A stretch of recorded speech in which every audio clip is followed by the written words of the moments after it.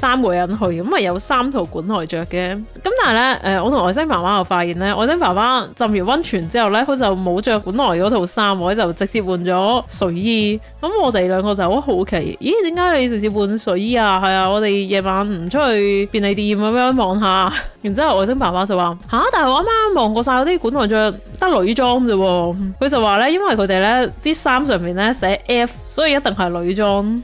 咁外星人就唔係咁樣噶 ，F 咧唔係 female 咁解，係 free size 咁解。咁所以你快啲換翻啦。然之後外星爸爸就跟住外星爸爸就串佢。你行去浸溫泉嗰陣時，你唔見啲男人都係着呢套衫嘅咩？之後外星爸爸就話見啊，我喺心入邊仲笑佢哋着錯晒衫咁樣。我心諗話，真係眾人皆醉我獨醒到一個點。